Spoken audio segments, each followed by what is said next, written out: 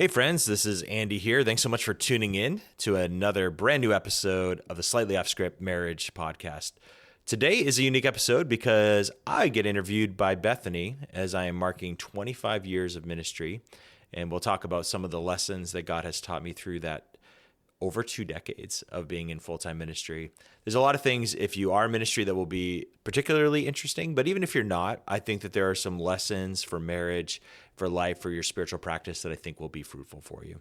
So without any further ado, let's jump into this week's episode.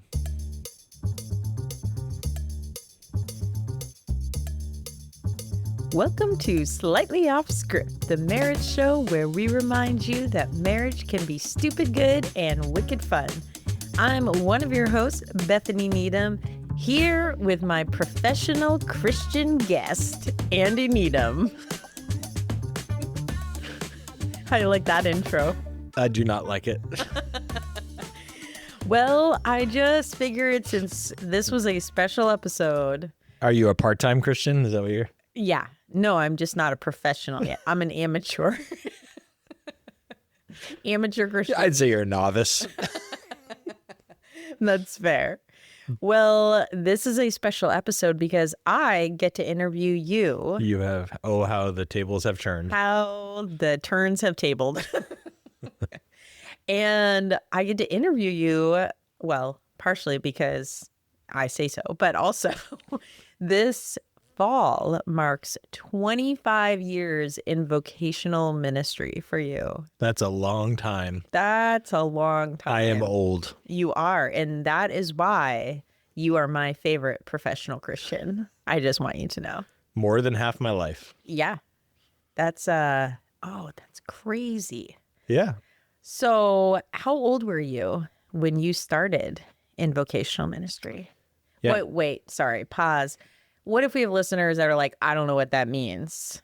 Define for me vocational ministry. It means in some form I have made my living, paid the bills, provided for my family through work that was related directly to Christian ministry, whether it be at a church or a parachurch, which a parachurch is like an organization that works to support churches. Perfect. So you've been paid to follow Jesus. That's what I'm hearing. No, I've been paid to help other people follow Jesus. Oh, okay. Perfect.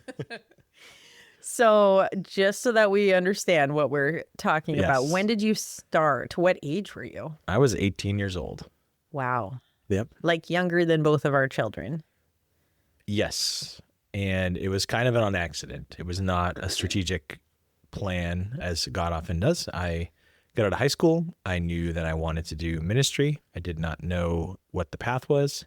And the camp that I had grown up at, which eventually we met at, said, hey, come work with us for a year. So I went into what I thought was a 1 year figure out my life. That turned into 8 years and really have never looked back. Did you imagine that you would be doing this 25 years later, or were you thinking you might be, running some sort of pizza oven truck type thing by now? I mean, there have been days and those moments, Mondays after long conferences, that I have dreamed about such work. But to be honest with you, even at crossroads that we have faced where it's been like, I wasn't sure what the next assignment was. Have I thought about it? Maybe, but it just never has really been, I don't know, hasn't been the thing. Yeah. I've always felt like I'm supposed to do this. So tell me, I know you started at 18. You said it was kind of accidental, but when did you, or is there a moment you remember just kind of knowing that ministry was something that you felt called to? Yeah, I mean, there's a lot of affirmation points along the journey. Even as a kid, I mean, certain Sunday school teachers who would speak affirmation. Some of it's kind of funny to look back on. He's like, you're going to be the next Billy Graham, like that kind of stuff. And they said it just like that. No, my parents were always very affirming of my ministry heart. Honestly, I would say a couple big opportunities. One was being in a youth group that gave me a lot of opportunity to do ministry. My mentor, Peter Vitello, was just always giving me more opportunity and more opportunity. And then camp, I remember there was a year that I worked as a high schooler. I paid to go to camp and they refunded my money because I did so much work behind the scenes. That's a true story. That's kind of great. Yeah. So you got to go to camp for free. Mm-hmm. So here's a question for you, because you started so young and now you're so old. Thank you. If you could go back to that 18-year-old Andy and give him advice stepping into ministry at that time, what would you say to him? It's a great question, and it's hard to answer because there are things that I think I know now that were only forged through failure. And so when you think about the different things, like I was a very ambitious, creative young leader.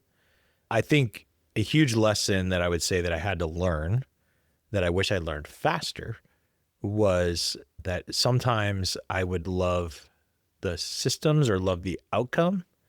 And in pursuit of that, I could use people. And I think God has reversed that now, where I really do love people. I love the people I work with. I love the people that I serve. And I see the outcomes or the projects as being subservient to that. When you thought about ministry, were there things in it that you thought it was going to be that now, 25 years later, you're like, oh, this was a lot different than I thought it was going to be? Yes. I've loved that I've got to do a wide variety of different kind of work, from being a youth director at a church to being a traveling worship leader to starting conferences to working a lot in the parachurch nonprofit world. I love the variety of it. I think there's a lot of twists and turns along that journey that I didn't foresee. So I know, having done ministry alongside of you and having different seasons of just being in vocational ministry, that ministry can come with a lot of highs and then also some pretty difficult lows. No. Yeah. Yeah. It's not all rainbows and unicorns is what I'm saying. But I wonder for you, what are some of the highs that you remember looking back, just moments that for you stand out as being, whether it just incredibly like seeing God's hand at work or just some of your favorite kind of ministry that you had the opportunity to do? Yeah, that's a great question. I think, like, I'll give a couple examples. One would be, I think that when I went into work at Chapel of the Cross, which was the first church that I worked at, I was 27 when I started there. Church was going through a lot of transition. I felt like my mission there was to change the culture of the student ministry from being sort of a youth pastor centric culture to being a team centric culture. I was only in that role for 3 years. And even part of that time, you were carrying a lot of that load. And then to see, like, being able to step out of that role, because God then called me to travel full time with the band, but then to see you take that culture that we had built and kind of just build on that and accelerate that. Not that it's a perfect analogy, but sort of that Elisha kind of moment where it's like, I get to build the start of something, but then seeing somebody carry it on further. It's a beautiful thing. And then I think, later, probably like mid 30s, I'm still very comfortable being on platform. I love leading worship. I love speaking, but I ended up doing a lot more of building conferences. And I think the thing that I realized in that time was like, it's fulfilling and good to serve having a platform. And I've had a platform, different types of platform through my ministry. It's even more fulfilling when you build a platform and you put other people on the platform. And that, to me, like, I think of days that we would look back on. Part of why I love like conferences and events is like events, they're good and they're helpful, but I love the curation of the community of people. Yesterday I was with Joy, who helped lead worship many years at Simply Worship. And she was actually saying, like, in her breakout at this conference that she was leading at, she was referencing things that we had talked about in 2016. Wow. And she's now leading a whole like cohort of worship leaders around New England. And so that community that God built through those different environments, I think, is like the event is great, but then curating the voices and platforming people and then seeing the community that's built out of it. I mean, that's like the win of wins. That's awesome. And then the other side of that, what are some of the things you remember over the years that were some of the hardest parts of ministry or low points? Yeah, well, we've talked in this podcast quite a bit about the challenges early in marriage. And I think that there definitely was a sort of get my house in order reality that I needed to recognize early, like the first, 3 to 5 years of our marriage, of like putting ministry at its proper place. And I think if I hadn't done that, I have people that I know and love that have sacrificed their marriages on the altar of ministry. And I think that would have been an easy trap to fall into. And it's not that everything's perfect and safe and good now, we can just cruise, but I feel like that was something that God had to reorder in my life. And there's a lot of stories and situations that kind of had to bring that, and they weren't all fun. I think I like beginnings. Endings are not always as sweet. And so I've had some great endings and I've had some hard endings with different assignments. And, 2015, when the band ended, like there's a reason they say that a band breaks up, because it typically is like this very peculiar, hyper relational, like you're all traveling around together in a van. It's like a family business almost. And when that came to an end, I think, I learned that was a sweet season of reflection, that God really did reorder a lot of things in my personal life in terms of relationships, in terms of rhythms out of it. But the cost of that was that I had to kind of have a moment of like a hard ending. There are things that I failed in leading in that space. I wasn't like disqualifying moral failure, but things that I didn't see. And so that was a really difficult time for me. And there's been other transitions that have been bittersweet. Wherever I am, I try to be all in. And so when that, ends, that's hard. Yeah. I mean, I know I have seen some incredible growth in you over the years and walking through those things, but I'm wondering for you, are there things that you can see in yourself and in your leadership now, ways that those hard things have shaped how you lead and how you love people in just what you're doing today? I think that the benchmark of success for me has definitely changed in terms of personal growth, that it's not just about achievement. It's really about what God's cultivating. And I think that I really want to be somebody that when I hit 50 years of ministry, that I can look back and say that even at that point, there's more evidence of the Holy Spirit and the fruit of the Spirit in my life than there is today. There's fruitfulness, but there's the fruit of the Spirit. And if there's love, joy, peace, patience, kindness, goodness, faithfulness, gentleness, and self-control, if those things are more evident, especially to the people that are the closest to me, that I work with every day, to you, then that to me is a measure of success. And I feel like that is happening. I think it's a very imperfect process. And there are definitely days where the old rocks and roots reveal themselves, and that's not fun, but that's the journey with Jesus. All right. So because it's me interviewing, I have to ask, obviously, good times in ministry, hard times in ministry, but I'm wondering, do you have any memories that stand out that would be like the cringe memories, the embarrassing ones that make you sweat a little to think about? Yeah, usually when you're on stage, I'm like, all right, Lord, Jesus, take the wheel here. When have I ever said anything from stage that has disqualified you from ministry? Don't answer that. How about anything that you have done or said? Oh, man. There are definitely things. It's a hard one to think about. Or possible. Do you have any examples? Cultural faux pas that maybe you. Well, yeah. I mean, we've shared this story about this story. Yeah, the Mexico horn story. No, I'm sure there's others that just for some reason popped into my head. Well, I did punch a student. Yes, thank you.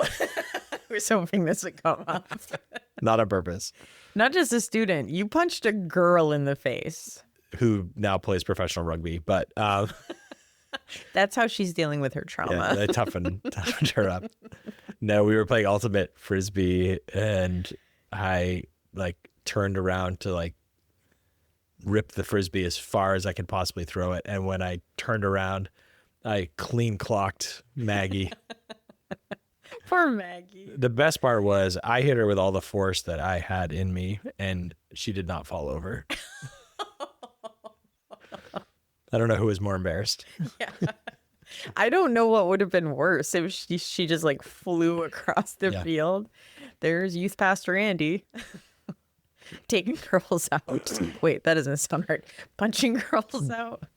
Another good one. This is a very different one, but when I was working at Mid-Ad-Doc early days, I was the graphic designer, and I decided to do a booklet with all the programs for the year. I was like, this would be so efficient.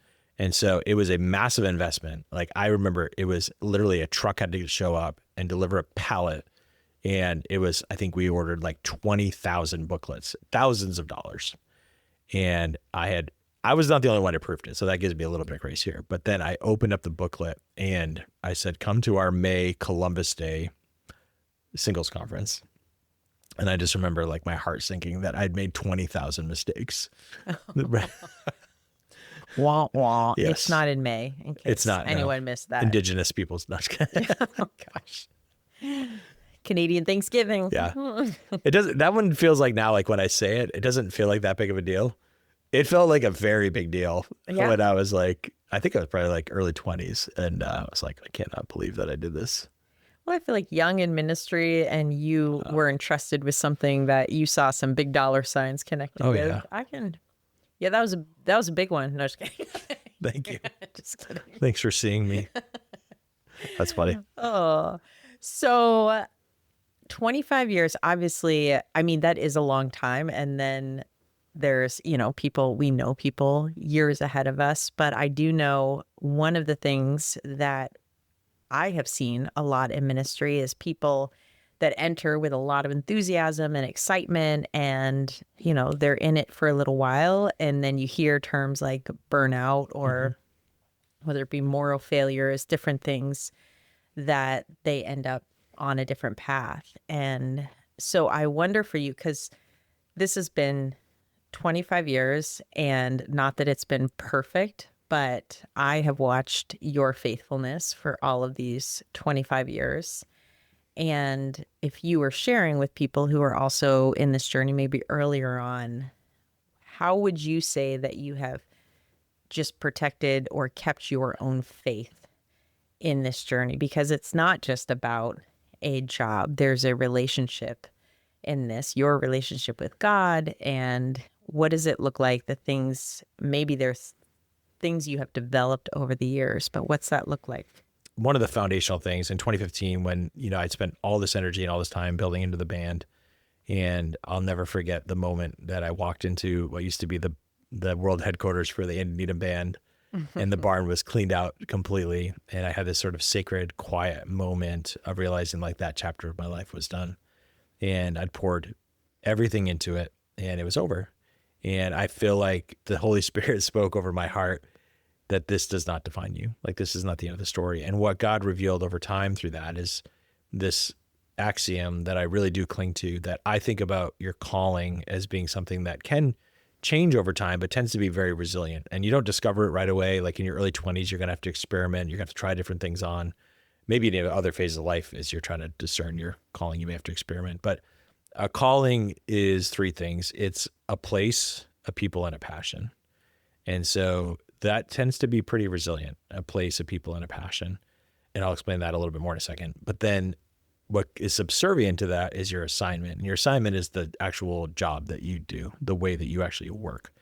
And so I have always made a distinction coming out of that 2015 between my calling and my assignment. And what God has revealed to me is that my calling is, the place is New England. My people are pastors and church leaders.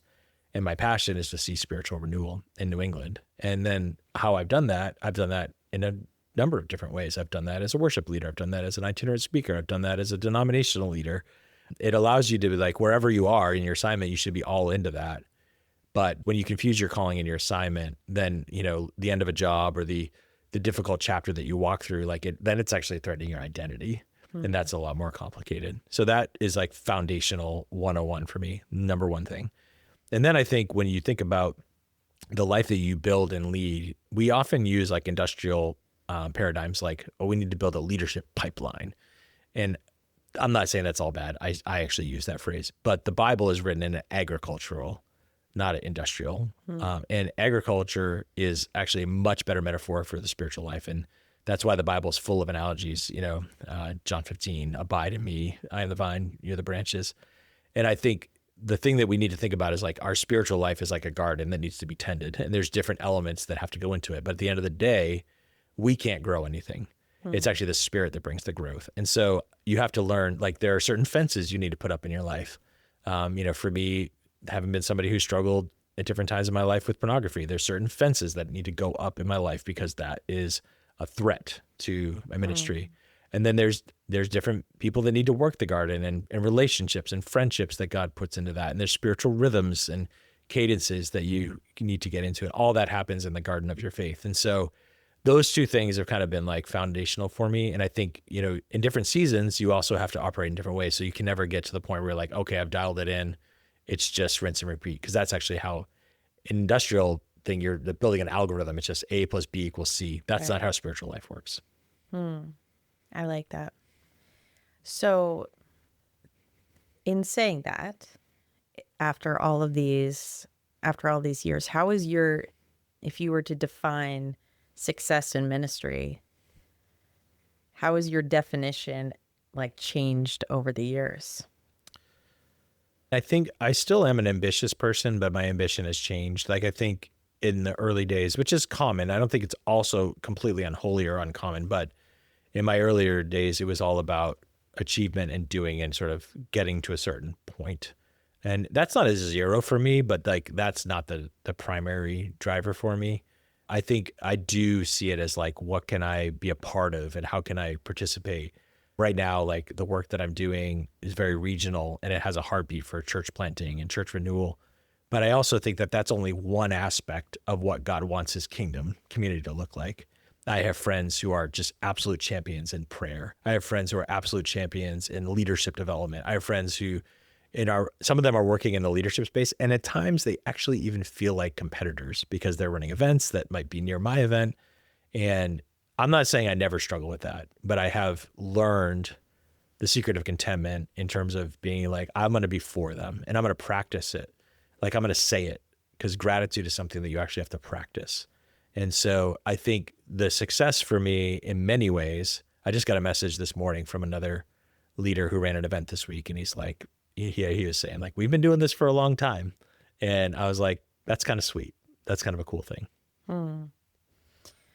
So 25 years, all the wisdom that you've You keep saying gathered. that, 25 years. 25 years. That's the theme of this episode. It's 25 years. So in case you missed it, 25. Not just speaking to yourself as a young person, but actually, because I think that not only, obviously, have you grown and changed, but things are different. The world is different. I think about everything from what was expected of vocational ministry back when we were younger in terms of degrees and things like that. Even that, there's been a shift. What would you say to a young person today? I don't know how many young people listen to this, but there could be parents that have kids who are in that age where they're starting to think about potentially ministry type work, and anything that you would speak to them in terms of wisdom as they're considering that. Because I'll be honest, as a parent, full-time ministry, like it's one thing to be in vocational ministry. It's another thing to look at your kid and picture that for them, just knowing all the challenges that come with it. So what would you say to either a young person or a parent of a young person who's considering this and praying about it? Yeah, I would say like for the person that's considering full-time ministry, like don't wait to get to a certain point to start doing ministry and doing things. A lot of the opportunities that I was able to see later on were because I said yes to something small. Like it's a principle of small things, like the parable of the talents. You were faithful with a little, therefore I'll give you much. Sometimes we want to preach on the main stage, or we want to do this other, and we're not willing to say yes to the opportunities that are actually in front of us.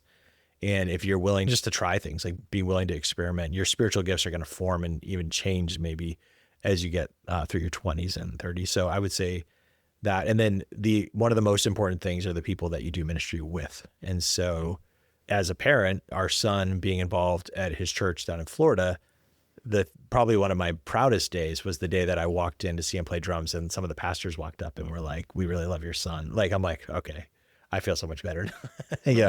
And seeing their heart, not just for like what Josiah could bring to the stage, but who he was as an individual. So I think that as an individual, that's really key. And I could give some more pragmatic things there. Like ministry, some people will have seasons of their life where they'll serve in vocational ministry. I don't think it's necessarily a life sentence for everybody. I don't know if it's a sentence. No, but I think about your story. You had an incredible chapter working at a church, and then God brought it close. It's okay for you to do it for a season and then to do something else. I pray that there are many that will do it for a long time.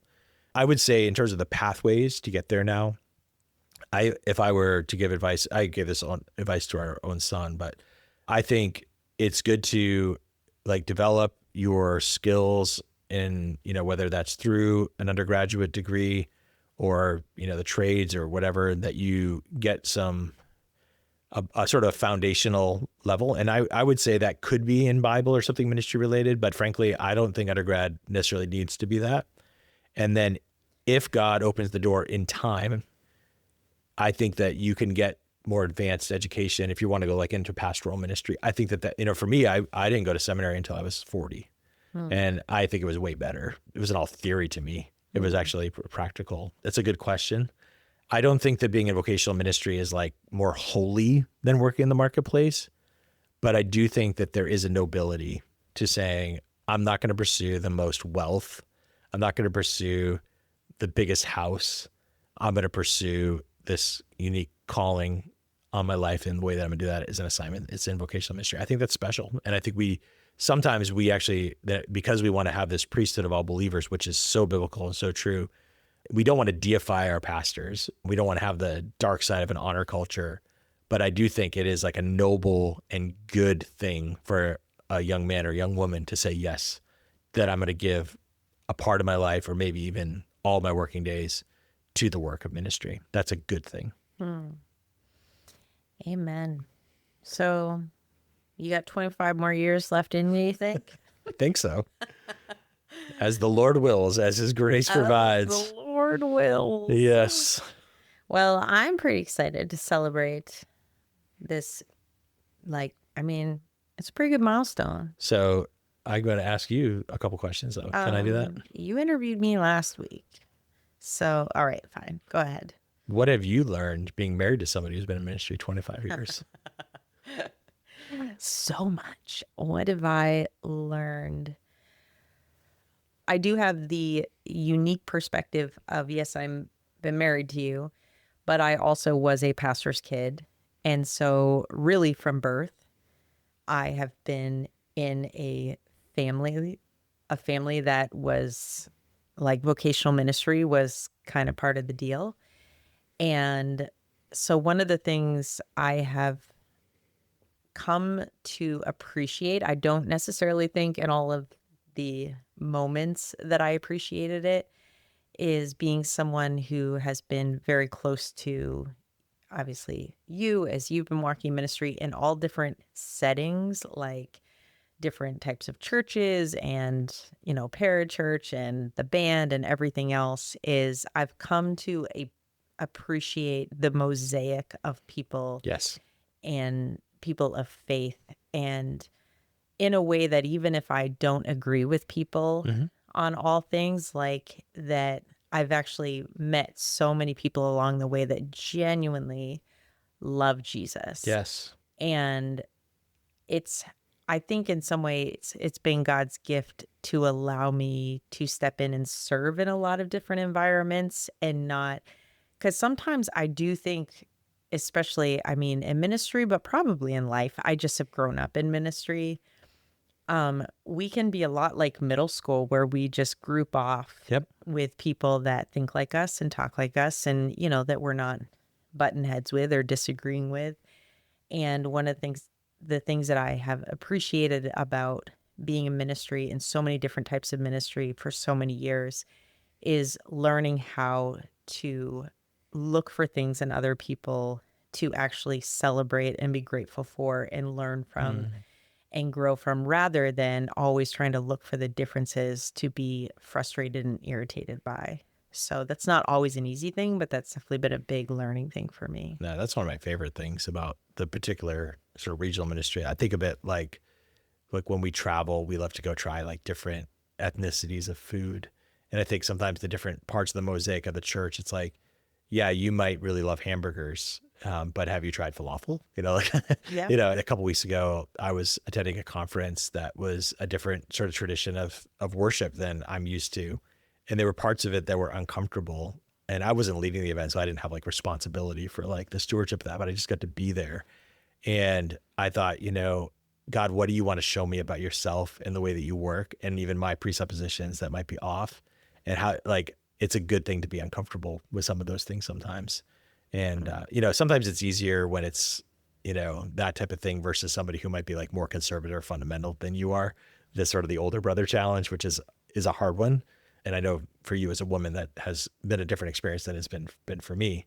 I think going along, back to the thing about what if you wanted to see in your life, like I have really wanted to fight cynicism in my life, and to be someone who is really very much like, I can give fair critiques of different models of church and what's good and bad about them and why that would be how I would do things or wouldn't. But I also want to believe the best about people who are trying their very best to follow Jesus. I want to say this is going to be a Brene Brown quote, or it's when I was teaching at work the other day, one of the things that we talked about is that just because something is uncomfortable doesn't mean it's wrong. Like sometimes we think when we're uncomfortable, it's a sign that we're doing something wrong, when sometimes it's just a sign that we're doing something different.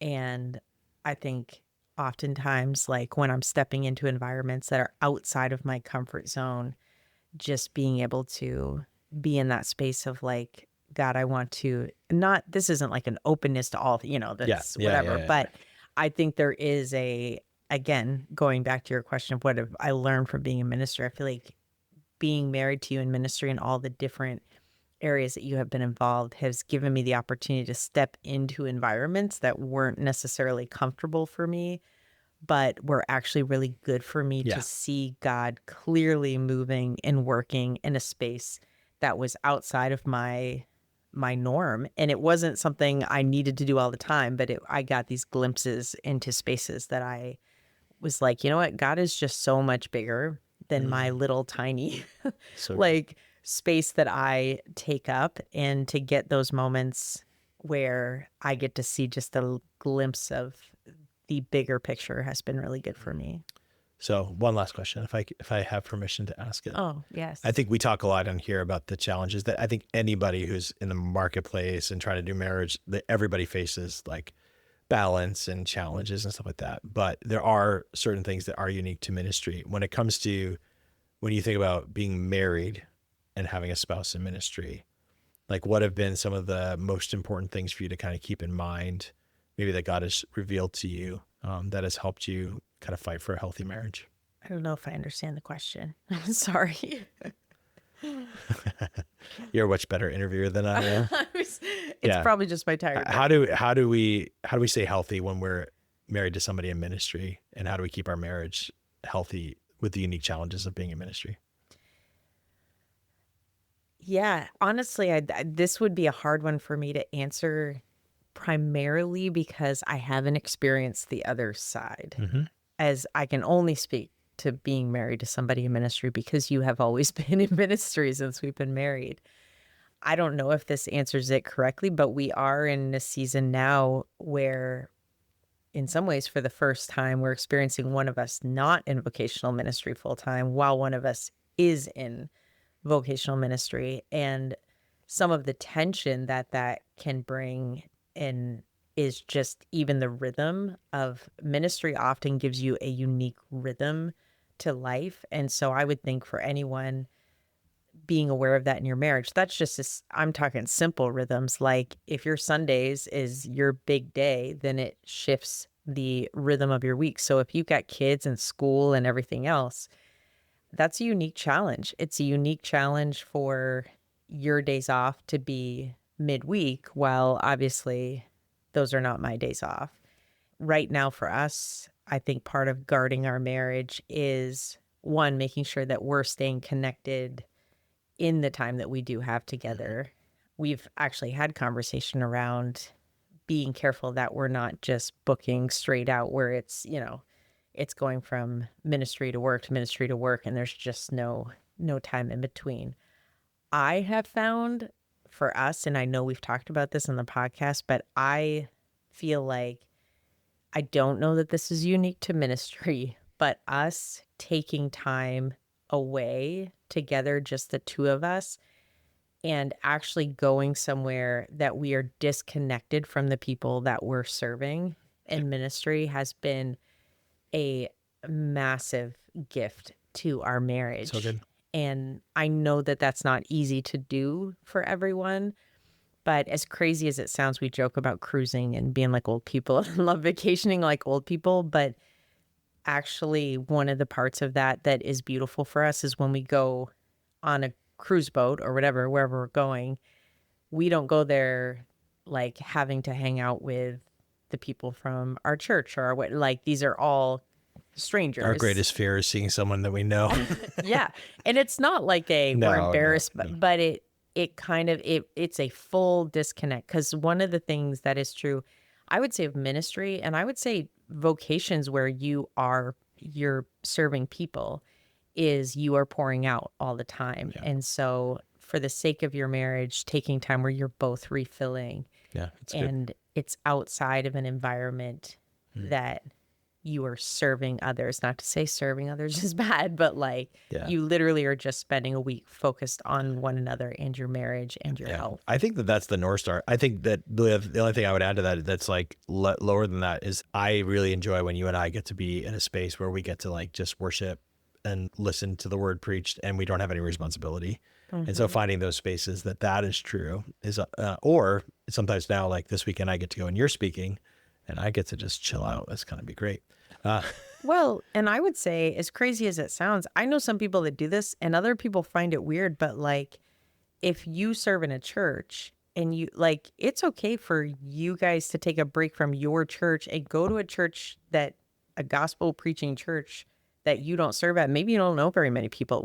The other week we went to support a friend, not our church, but we went there and got to worship and listen to the word. And there is something when you're not in charge, you don't know what's going on behind the curtain. That's great. It's a wonderful opportunity. So yeah, take those opportunities when they come. Yeah, that's great. That's the whole principle about outputs and inputs. And I think overall it's you just making sure that your spiritual life is not all output, that not every time you're opening your Bible, it's for the purpose of preparing a talk and those things. And, and we've also had to navigate, like, I think, the other reality, and this is true for every marriage, but there are times when one of you is going to be in a spiritually dry place and one of you will be in a spiritually like lush and flourishing place. And the gift of time in marriage is that you can start to see those things as like, okay, I don't want to live in the desert, but I can walk and be there and I'm not going to panic. The rain will come. I can't force the rain. And so that can be another thing to be thinking about. So yeah, those are good thoughts. I'm sorry that my question was very confusing. I don't know if your question was confusing or my brain was just tired, but we'll let the listeners decide. I'll have to edit it. Yeah, just cut out that question. Nobody I'll make you sound like a real idiot. Perfect. It shouldn't take much editing. Well, I appreciate you letting me interview you today. Even if you did turn around and start interviewing me, just couldn't sit back. Had to take the reins. Just kidding. It was fun interviewing you today. Thanks, babe. And I'm proud of you. Yeah. For 25 years. For 25 years, I've managed to never stay at a ministry long enough to get a sabbatical. So Yeah. Well, I mean, in all fairness, I think jobs outside of vocational ministry are like, what is a sabbatical? We're not going to talk this. We're not going to start this debate now. Yeah, because it's gonna fire. On that note, send your hate mail. But don't send your hate mail. We just said we haven't taken a sabbatical, so nobody come at us unless you want to send us on a sabbatical. Then by all means. I love you, babe. Love you too. Thanks for listening, guys. Bye. Bye.